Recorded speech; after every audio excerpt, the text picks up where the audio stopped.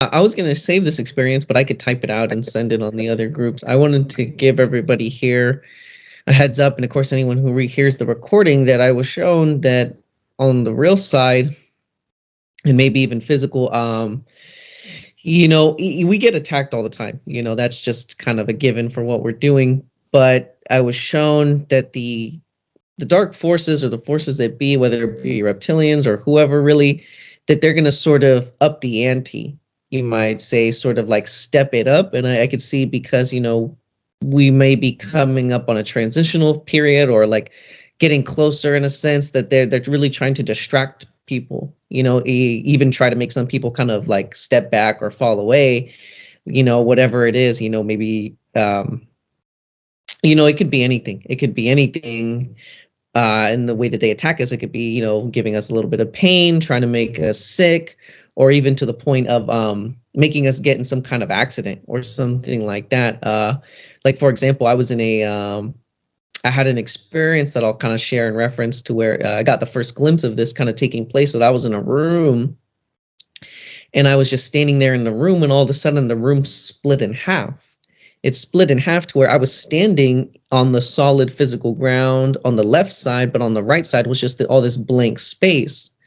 And I knew that I could fall into this blank space. It was like an interdimensional being had opened up this portal to try and get me to fall through it, or try to pull me through it. So just something like that, just to be aware, of course we're getting attacked all the time again, but they're going to try to up the ante, sort of thing. But I could see it's all just kind of for influence and distraction's sake. Well, it is, and just like as when we first came down here, basically the skies were clear 3 years ago, over 3 years ago. In January, it's been 3 years, and now yesterday, and it's been building over time, gradually.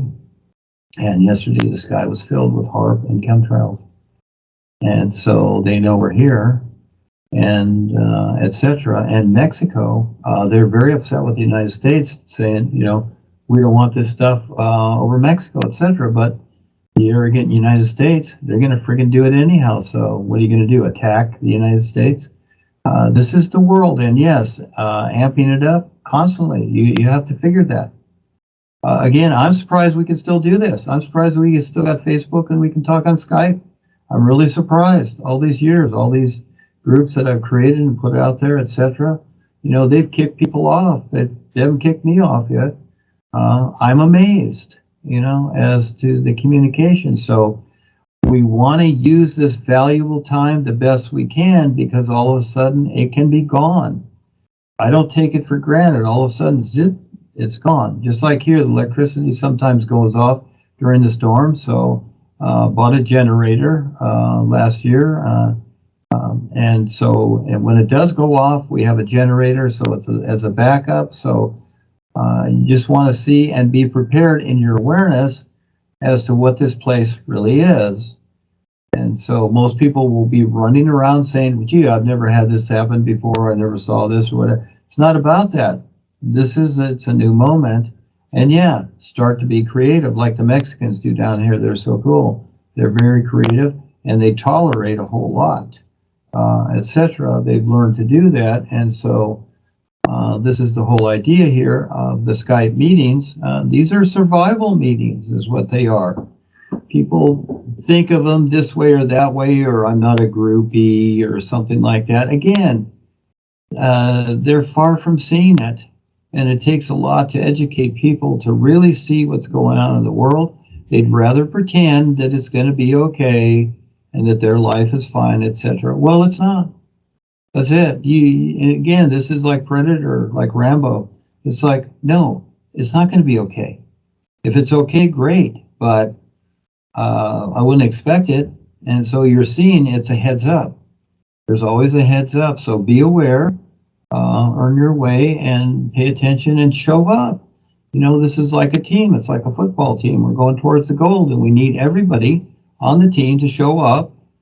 So if we only got 5 guys on our team and they got 11 or 12 or whatever it is, it's going to be harder for us to get to the goal, isn't it?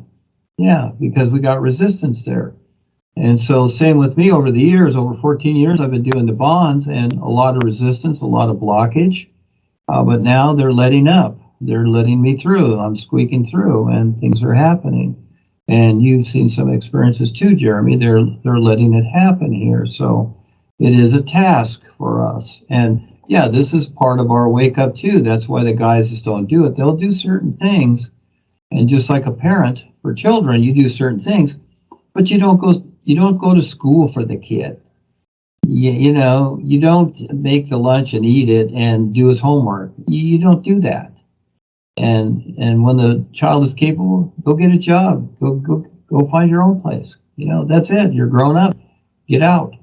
And because that's the best thing for them. But you don't keep babying them, then they just become baby brains. And that's the society we live in. Very passive.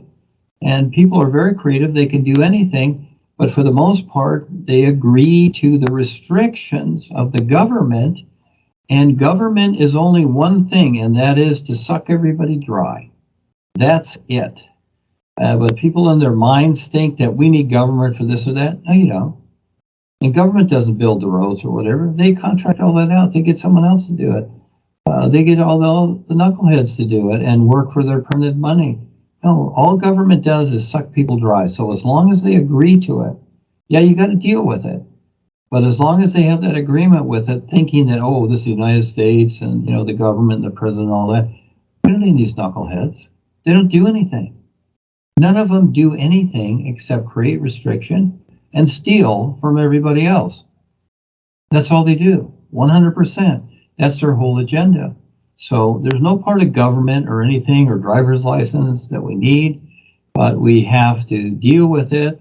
And there are different ways to do things creatively, and people can do that. But again, it's we're learning to prepare ourselves to survive and to get through this, and we do it better together. It's very, very important. But again, it's a choice.